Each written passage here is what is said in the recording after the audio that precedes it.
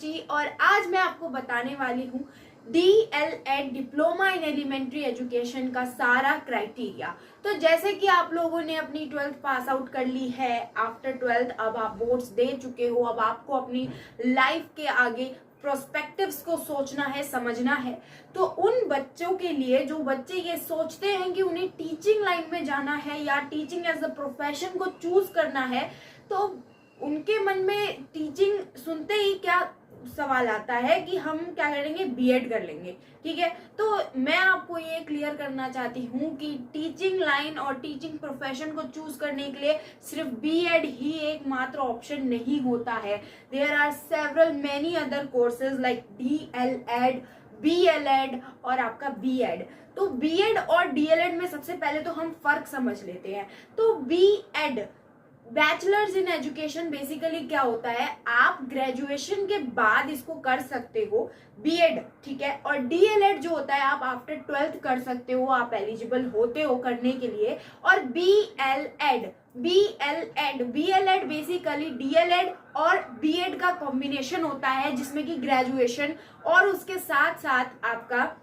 DElEd भी करवाया जाता है। एक 4 ईयर कोर्स होता है बीएलएड, ठीक है। और बीएड के बारे में आप जानते हो कि ग्रेजुएशन के बाद ही आप कर सकते हो। अगर ग्रेजुएशन में आपके मोर देन 50% मार्क्स है तो ही आप बीएड करने के लिए एलिजिबल हो। लेकिन हम बात करते हैं डीएलएड की, स्कोप की। सबसे पहले बात करते हैं, जो हमारा डीएलएड है वो आपका प्राइमरी टीचर क्राइटेरिया के लिए करा जाता है। और सुप्रीम कोर्ट के रीसेंट ऑर्डर्स के अकॉर्डिंग जो स्टूडेंट्स ने बीएड करी है वो एलिजिबल रहेंगे सिर्फ और सिर्फ एलिमेंट्री लेवल टीचिंग पे ही। यस, वो प्राइमरी लेवल पर टीचिंग के लिए एलिजिबल नहीं है until they have done diploma in elementary education DLED। तो ये कंफ्यूजन को आप क्लियर कीजिए। ये कंफ्यूजन बहुत ज्यादा मिथ बनाती है बच्चों में और टीचिंग के इस पाथ से बहुत अलग करती है। मैं आपको ढंग से समझा देती हूँ। बेसिकली जो DLED होता है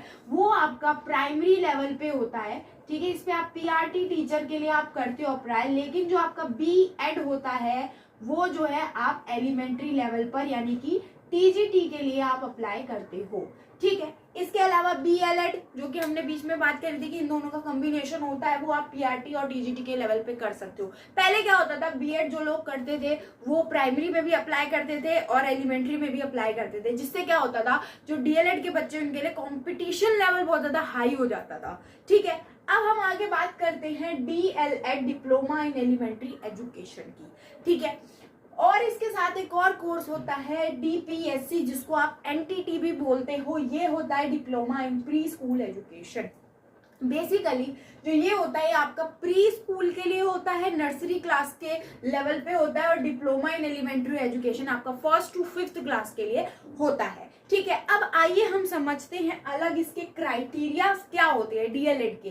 देखिए एलिजिबिलिटी क्या होती है। इसकी एलिजिबिलिटी सबसे पहले तो क्या है कि आप 12th क्लास में कोई भी 5 बेस्ट सब्जेक्ट आप 12th में करते हो, आपका एक एडिशनल सब्जेक्ट होता है, उस सब्जेक्ट को हटा करके जो मेन डिसिप्लिन है, मेन सब्जेक्ट्स है, उसमें आपको एटलीस्ट 50% होना चाहिए। अगर आप SC ST या PW कैटेगरी से है तो आपको 45% चाहिए।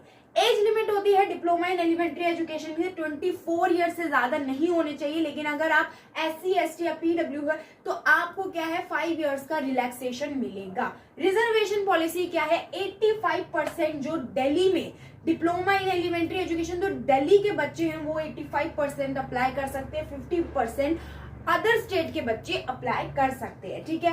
एप्लीकेशन फीस क्या रहती है, बेसिकली एप्लीकेशन फीस होती है हमारी 500 जर्नल के लिए, SC ST PWD OBC के लिए 250, ठीक है। और जो DLED ये जो कोर्स होता है ये गर्ल्स और बॉयज दोनों कर सकते हैं, ठीक है। लेकिन जो हमारा DPSC यानी NTT का जो कोर्स होता है वो सिर्फ गर्ल्स के लिए होता है, उसमें बॉयज अप्लाई नहीं कर सकते। तो गर्ल्स के लिए एक और ऑप्शन प्रोवाइड किया गया है कि वो DLED और DPSC का एंट्रेंस एग्जाम जो है दोनों एक साथ दे देंगे, ठीक है। और SC ST PWD या OBC हैं तो उनके लिए 500 फीस होगी। तो बेसिकली ये एलिजिबिलिटी क्राइटेरिया है। अब हम आगे DLED एक प्रोफेशनल ओरिएंटेड कोर्स है, तो ये 2 साल का कोर्स होता है बेसिकली, ठीक है। इसमें क्या आपका क्राइटेरिया होता है कि ये 2 साल का कोर्स होता है जिसमें आपको CTET centre teacher eligibility test को कंप्लीट करना होता है। क्वालिफाइंग टेस्ट होता है जिसमें जर्नल के लिए 90 मार्क्स आपको गेन करने होते हैं और आप अगर SC ST OBC है तो आपको 82 मार्क्स ही पाने होते हैं, आप क्वालिफाई कर जाते हो। तो उसका प्रोसेस क्या है पूरा कि आप पहले DLED में एडमिशन लोगे एंट्रेंस टेस्ट दे करके, ठीक है, उसके बाद आप CTET क्लियर करोगे, 2 साल के अंदर अंदर आपका ये पूरा प्रोसेस हो जाएगा और आप क्या है अपना डिप्लोमा पा लोगे। उसके बाद आप डायरेक्टली एलिजिबल हो जाओगे गवर्नमेंट की जितनी भी वैकेंसीज हैं उसको अप्लाई करने के लिए। और प्राइवेट स्कूल्स में भी अगर आप अप्लाई करते हो तो आपको बहुत अच्छी सैलरी मिलने वाली है क्योंकि ये एक प्रोफेशन ओरिएंटेड कोर्स है, आप प्रोफेशनलिज्म सीखोगे इसमें। तो बेसिकली क्या होता है कि एंट्रेंस टेस्ट क्लियर करना इतना आसान नहीं होता है, सीट्स आपकी रिजर्व्ड होती है। कंपटीशन आज के टाइम पे इतना बढ़ गया है कि आपको जो है compete करने के लिए अपना लेवल एट द बेस्ट लाना होगा, ठीक है। तो गवर्नमेंट डाइट बेसिकली क्या होती है, गवर्नमेंट डाइट में आपके 1040 सीट है सिर्फ, ठीक है, ऑल ओवर दिल्ली में, ठीक है। और इसकी फीस 10,000 लगभग कुछ पर एनम होती है, पर एनम, ठीक है, यानी कि 2 साल की कुछ अराउंड 20,000 और समथिंग, ठीक है। टोटल 9 डाइट है सिर्फ गवर्नमेंट की, ठीक है। लेकिन प्राइवेट की बात करें तो प्राइवेट में आपकी 1900 सीट्स होती हैं, ठीक है, और इसमें आपको पर एनम 37,500 रुपीज की फीस देनी होती है। उसके अलावा जब एग्जामिनेशन होती है तो एग्जामिनेशन फीस भी सबमिट होती है। टोटल 25 प्राइवेट डाइट है। देखिए एक मिथ माना जाता है कि क्या है कि हम डाइट करेंगे तो गवर्नमेंट से ही करेंगे, ठीक है। गवर्नमेंट डाइट मिलना बहुत आसान नहीं है, अगर आपने बहुत मेहनत करी है कंपटीशन के हिसाब से तो आपको जरूर मिलेगी और आप जरूर गवर्नमेंट डाइट में एडमिशन लोगे। लेकिन आपको ये नहीं मानना है कि हमें गवर्नमेंट डाइट नहीं मिली तो हम ये कोर्स ही छोड़ देंगे, प्राइवेट डाइट की कोई वैल्यू नहीं, ये माना जाता है, ऐसा कुछ भी नहीं है। प्राइवेट डाइट भी SCRT से एफिलिएटेड है, लेकिन ये 25 प्राइवेट डाइट ही SCRT से एफिलिएटेड है, रिकॉग्नाइज है और इनकी उतनी ही वैल्यू है जितनी गवर्नमेंट डाइट की है। फर्क सिर्फ आपका फाइनेंशियल असेट में आता है। देखिए क्योंकि इसकी फीस ज्यादा है तो बच्चे अवॉइड ही करते हैं इसको, लेकिन इसकी फीस बहुत कम होती है गवर्नमेंट डाइट की। तो गवर्नमेंट डाइट मिलती भी इतनी आसानी से नहीं है, आपको एंट्रेंस टेस्ट क्लियर करना पड़ता है। आइए अब इस एंट्रेंस टेस्ट के सिलेबस का एग्जामिनेशन पैटर्न। तो सबसे पहले इसके नंबर ऑफ क्वेश्चंस कितने होते हैं, 150 क्वेश्चंस होते हैं और 150 मार्क्स का आपका ये पेपर होता है। आपका 2 घंटे का ये पेपर होता है, नेगेटिव मार्किंग कोई नहीं होती है, बायलिंगुअल होता है, यानी कि इंग्लिश और हिंदी दोनों, ठीक है। अब करंट अफेयर्स जो है आपके 10 क्वेश्चन आते हैं आपके करंट अफेयर्स में, यानी जनरल अवेयरनेस है। करंट अफेयर्स में आप 10 में से अगर 6 नंबर 4 नंबर भी ला रहे हो वो भी मोर देन इनफ है, क्योंकि करंट अफेयर्स एक ऐसा टॉपिक है जिसमें कोई भी बच्चा एक्यूरेट मार्क्स नहीं ला पाता। अगर आप हाफ मार्क्स स्कोर कर रहे हो वो भी बहुत होते हैं, ठीक है। अब सोशल साइंस की बात करते हैं। सोशल साइंस बहुत इंटरेस्टिंग होता है और बहुत स्कोरिंग होता है, ठीक है। 40 क्वेश्चंस बनते हैं, 10 हिस्ट्री से, 10 ज्योग्राफी से, 10 सिविक्स से, 10 इकोनॉमिक्स से, ठीक है। जनरल साइंस से आपके 40 क्वेश्चन बनते हैं, फिजिक्स, केमिस्ट्री, बायोलॉजी और कंप्यूटर से घबराना नहीं है, बेसिक कंप्यूटर आता है, 10 क्वेश्चन आते हैं बिल्कुल बेसिक, ठीक है। और आपका मैथ्स आती है आपकी 8th क्लास के लेवल तक, बाकी के जितने आपके सब्जेक्ट है 10th क्लास के लेवल तक पूछा जाएगा, ठीक है। मैथ्स आपकी सिर्फ 8th क्लास के लेवल तक पूछी जाती है, बहुत बेसिक पूछी जाती है और 10 क्वेश्चंस होते हैं। जर्नल एप्टीट्यूड और एटीट्यूड, यहाँ पे आपकी पेडागोजी इन्वॉल्व होती है कि एज अ टीचर आपका क्या पॉइंट ऑफ व्यू। ये सेक्शन भी बहुत ज्यादा स्कोरिंग है, आपको इसमें कुछ नहीं करना होता, आप पढ़ते हो समझते हो, आपको आंसर देना होता है, टिक करना होता है, किसके अकॉर्डिंग, आपको बच्चे के अकॉर्डिंग आंसर करना है कि एज अ टीचर बच्चे के लिए क्या बेस्ट करोगे आप, ठीक है। आपको हमेशा बच्चे के अराउंड सोचकर इसका आंसर दे। उसके बाद आते हैं हमारा इंग्लिश और हिंदी में। इंग्लिश और हिंदी 10-10 मार्क्स के 2 क्वेश्चन आएंगे 20 में। अगेन इंग्लिश और हिंदी ज्यादा टफ नहीं होते हैं। देखिए कहने के लिए पूरा पेपर बहुत ज्यादा टफ नहीं होता है, आपकी प्रिपरेशन पे डिपेंड करता है कि ये कितना टफ रहेगा, ठीक है। अब समझते हैं कि बेसिकली जो आपका ये पेपर है ये आपको किन किन चीजों से अगर आप पास हो गए, एडमिशन ले रहे हैं, तो आपको कुछ क्राइटेरिया को याद रखना है। वो क्या क्राइटेरिया है? सबसे पहला और बहुत इंपॉर्टेंट, बच्चों में बहुत कंफ्यूजन रहती है इसकी, कि डीएलएड के साथ साथ आप कॉरेस्पॉन्डेंस से या अलग किसी रेगुलर कोर्स से या कुछ भी कोर्स या कुछ भी आप नहीं कर सकते हो। दैट इज क्लियर, और ये प्रोस्पेक्टस में दिया हुआ है। ठीक है, जो नया प्रोस्पेक्टस आएगा डीएलएड 2025 का, उसमें भी आप पढ़ लेना, समझ लेना। बच्चे क्या करते हैं, बोलते हैं नहीं हम तो कॉरेस्पॉन्डेंस से, इग्नू से कर रहे हैं, डीयूएसओएल से कर रहे हैं। देखिए, आपको बिल्कुल भी माना नहीं जाता है एलिजिबल अगर आप इसके साथ में कोई कोर्स करते हो। ये अलाउड नहीं है डीएलएड में।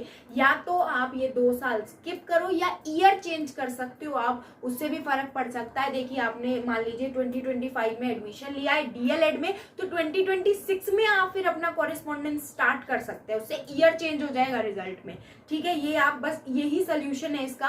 ठीक है, आपको स्किप करना पड़ेगा 1 साल, या आप डीएलएड बाद में कर सकते हो। लेकिन क्या है, आपको एक साथ नहीं करना है, ये अलाउड नहीं होता है, आगे जाके प्रॉब्लम होगी आपको। ठीक है, नेक्स्ट, अगर आपके पास कोई भी रिजर्वेशन सर्टिफिकेट है एससी, एसटी, ओबीसी का, तो तुरंत उसको आप क्या रिन्यू करा लीजिए। क्योंकि अगर आपने पेपर दे दिया, आपने रिन्यू नहीं कराया, तो गवर्नमेंट डाइट में जब सीट फ्लोटिंग का टाइम आता है तो आपकी सीट कैंसिल कर दी जाएगी। ठीक है, तो आप उसको रिन्यू करा के रख लीजिए। ठीक है, और क्या होता है कि जब आप सेंटर पे जाओगे तो एडमिट कार्ड के जो रूल्स है वो आप अच्छे से पढ़ के जाओगे। वो तो जब एडमिट कार्ड आएगा तो आपको पता चल जाएगा। ठीक है, अब ये हो गया। अब एग्जामिनेशन की टेंटेटिव डेट क्या हो सकती है? देखिए, टेंटेटिव डेट बेसिकली क्या है, जो पैटर्न चलता आ रहा है लास्ट ईयर से कि डीएलएड एंट्रेंस एग्जाम कब होता है। आपके पास मुश्किल से 1 या 1.5 महीना बचा है इस प्रेपरेशन को पूरा करने के लिए। ठीक है, आपका एग्जाम मई एंड में या जून के फर्स्ट वीक में होना तय है। ठीक है, आप मई एंड और जून फर्स्ट वीक के अकॉर्डिंग तैयारी कीजिए, और सिर्फ 1 महीने के अंदर अंदर इतनी अच्छी तैयारी कर लेनी है आपको कि आप जो है जितने भी फिर बाद में आप प्रीवियस ईयर या मॉक टेस्ट आप दोगे तो वो आपके बिल्कुल एक्यूरेट हो, आपके मार्क्स अच्छे हो, स्कोरिंग हो, और आपको गवर्नमेंट डाइट ही मिले। ठीक है, इसके अलावा आपको मैं अपने चैनल पे हर एक सब्जेक्ट की, हर एक टॉपिक की, जैसे हिस्ट्री है, ज्योग्राफी है, सारे कंटेंट की जितनी हो सकेगी मैं पूरी कोशिश करूंगी कि आपको 1 शॉट वीडियो प्रोवाइड कराऊं। 1 शॉट वीडियो से ये फायदा होता है कि आपको बहुत अलग अलग चीजों से, बहुत अलग अलग रिसोर्सेज पे जाके ढूंढना नहीं पड़ता है, या आप कंफ्यूज नहीं होते हो। आपको एक ही वीडियो में सारा कंटेंट मिलता है, और रिवीजन के लिए बहुत बेस्ट होती है 1 शॉट वीडियो। ठीक है, इतना टाइम बचा भी नहीं अब आपके पास कि आप बिल्कुल बेसिक बिल्कुल स्टार्ट करो। आपको मिड से स्टार्ट करना होगा, ये आपके पास टाइम है। और अगर आप एंट्रेंस क्लियर कर लेते हो, गवर्नमेंट डाइट ले लेते हो, आगे जाके प्रोफेशन टीचिंग का बहुत अच्छा है। आप खुद देखिए, आपको ज्यादा काम भी नहीं होता है टीचिंग प्रोफेशन में, आपको कहने के लिए बहुत काम होता है। जब आप खुद उसमें जाओगे तो बहुत काम मिलेगा, लेकिन जितना इसका पे आउट होता है वो सब कुछ सेटिस्फाई कर देता है। ठीक है, तो आपको कोई भी डाउट हो आप इससे रिलेटेड, आप कमेंट सेक्शन में जरूर कमेंट कीजिए, मैं पूरी कोशिश करूंगी उसे क्लियर करने की। इसके अलावा आप व्हाट्सएप चैनल ज्वाइन कर सकते हो, उसका लिंक भी आपको डिस्क्रिप्शन में मिल जाएगा। तब तक के लिए पढ़ते रहिए, बी सीरियस एंड स्टडी।